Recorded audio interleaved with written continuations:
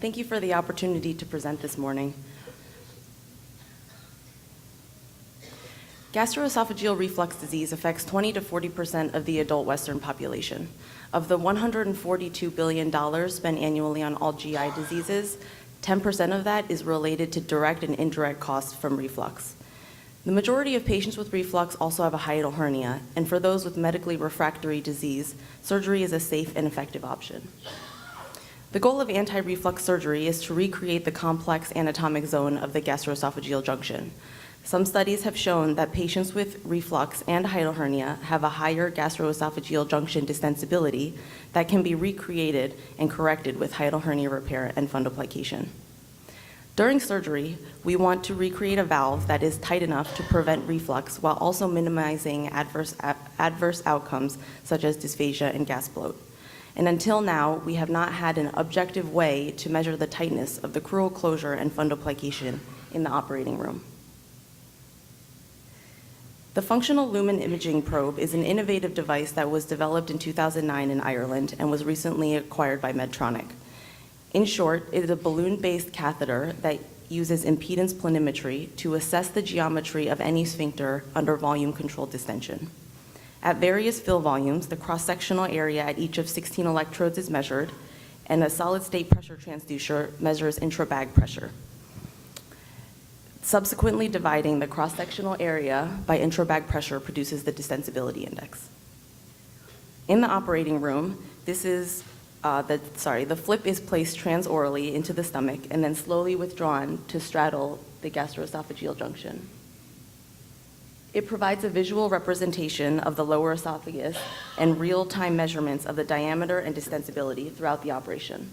On your right is a screenshot of what we see on the monitor. The minimum diameter is displayed on the right-hand column, the balloon pressure is at the bottom, and then the distensibility is reported in the bottom right-hand corner.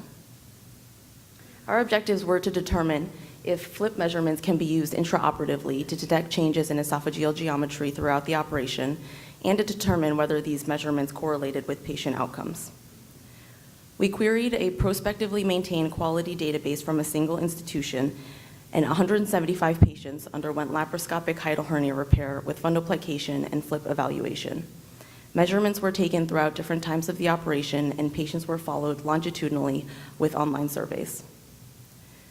So first, we found that the flip can in fact detect changes in gastroesophageal junction geometry. While the minimum diameter did not change significantly from the beginning of surgery to the end, the intra-balloon pressure did increase, which subsequently decreases their final distensibility. This is what we see in the operating room. Initially, the gastroesophageal junction is wider and more distensible. Then after crural closure, the minimum diameter decreases and the intra-balloon pressure increases. After fundoplication, while the minimum diameter doesn't change significantly, the length of the narrowing increases, subsequently increasing balloon pressure and further decreasing distensibility. So this is nice and makes pretty pictures, but if it's just because it can be measured doesn't necessarily make it useful. So next we decided to look at whether or not the measurements correlated with patient outcomes. Our most notable finding was that patients with a final distensibility of less than 2 had significantly worse gas bloat than those with a distensibility greater than or equal to 2. This difference is significant at 1 year and continues to become greater even at 2 years. So if patients with a distensibility greater than 2 have less gas bloat, does that mean we should just aim for a higher distensibility, or is this too much of a good thing? When we looked at reflux symptom index score, we found that there is actually more of a sweet spot.